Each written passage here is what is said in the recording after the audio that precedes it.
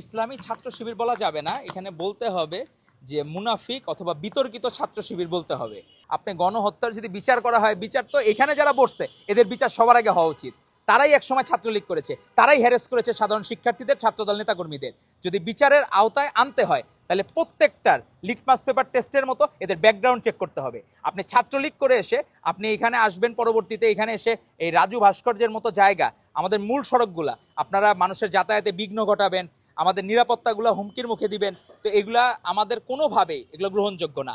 যদি নিষিদ্ধ ছাত্রলীগের বিচার হয় তাহলে গুপ্ত শিবিরেরও বিচার হওয়ার প্রয়োজন আছে, কারণ তারাই এক সময় ছাত্রলীগকে পেট্রোনাইজ করেছে। ছাত্রলীগ তো নিষিদ্ধ ছাত্র একদিনে খারাপ হয় নাই, আপনারা নিজেরাই গোপনে গোপনে গোলাম রাব্বানিকে মেইনটেইন করতেন। গোলাম রাব্বানি তো স্ক্রিনশট প্রকাশ করছে। তো আপনারা নিজেরাই গোলাম রাব্বানিকে মেইনটেইন করতেন, ছাত্রলীগকে মেইনটেইন করতেন, হলে মাগনা খাইতেন, ফ্রি খাইতেন, আনন্দ ফুর্তি করতেন। তাহলে বিচার যদি ছাত্রলীগের হয় এই গুপ্ত শিবিরেরও বিচার হইতে হবে। এবং তারা যে এই ধরনের মবে ইন্ধন দিচ্ছে প্রত্যেকেরই আপনার ব্যাকগ্রাউন্ড চেক করতে হবে। লিটমাস পেপার টেস্টের মতো প্রত্যেকের চেক করতে হবে যে তাদের অতীতে কি সংগঠন থেকে তারা এসেছে, তারা কি হঠাৎ করে এই শিবিরের যে এই হঠাৎ করে আবির্ভাব হইল, তারা কি আজকে হঠাৎ করে শিবির হয়েছে, না ছাত্রলীগ করে বৈষম্য বিরোধীর মাধ্যমে তারা শিবির হয়েছে, সেটা আমাদেরকে খেয়াল রাখতে হবে। কারণ আজকে যে এই জায়গায় আন্দোলন করতেছে, আন্দোলন সবার নাগরিক স্বাধীনতা, যে কেউ যে কোনো বিষয়ে আন্দোলন করতে পারে, কিন্তু যৌক্তিক না অযৌক্তিক সেটা আমাদের। গণহত্যা যদি করতে হয়, শেখ হাসিনার কাছে সবচেয়ে বেশি সুবিধাভোগী কারা ছিল, তার কাছ থেকে সুবিধা বেশি কারা নিয়েছে। আপনি দেখবেন যে প্রত্যেকে যারা হলে ছিল তখন বিপরীত মতের ছাত্র দলের নেতৃবৃন্দ এবং সাধারণ অনেক শিক্ষার্থী যারা ন্যায়ের পক্ষে ছিল তারা কিন্তু সে সময় হলে থাকতে পারে নাই।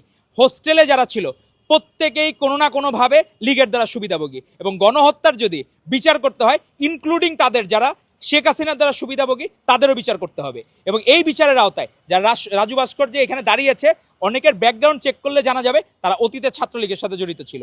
এখন ছাত্রলীগ করে সুবিধা হলো কি, ওই আমাদের পিকে সিনেমার মতো একটা মুভি আছে, আমরা মুভি কম দেখি, ওই আমির খান কি করে, সে হলো স্টিকার লাগায় রাখে ভগবানের, যাতে চট থাপ্পড় না খায়। তো আগে শেখ মুজিবের তারা স্টিকার লাগায় রাখতো, এখন আল্লাহু আকবরের স্টিকার লাগায় রাখে, তো এই জন্য যাতে মানুষজন কম মারে তাদেরকে। তো এই ধরনের আপনি লেবাস ধরে আপনি সাময়িকভাবে সুবিধা পাবেন, কিন্তু মানুষের মনে কোনোদিন জায়গা করতে পারবেন না। মানুষের মনে ইথিক্যাল জায়গা থেকে জায়গা করতে হলে আপনার ফোকাস রাজনীতি থাকতে হবে। আপনি নতুন করে আমাদের ইশতেহারের বাইরে ভালো কিছু তো আপনারা দেখাইতে পারেন নাই। গঠনতন্ত্রে আমাদের নতুন ভাইরা এনসিপিরা যে গঠনতন্ত্র করেছে সেখানে বিএনপির বাইরে নতুন কিছু আপনারা দেখাইতে পারেন নাই।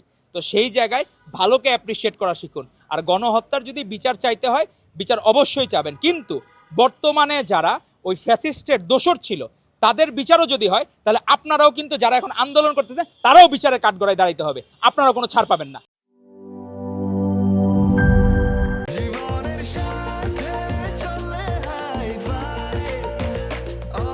স্বাস্থ্যকর অল টাইম, সব সময় অল টাইম হেলদি লাইফ।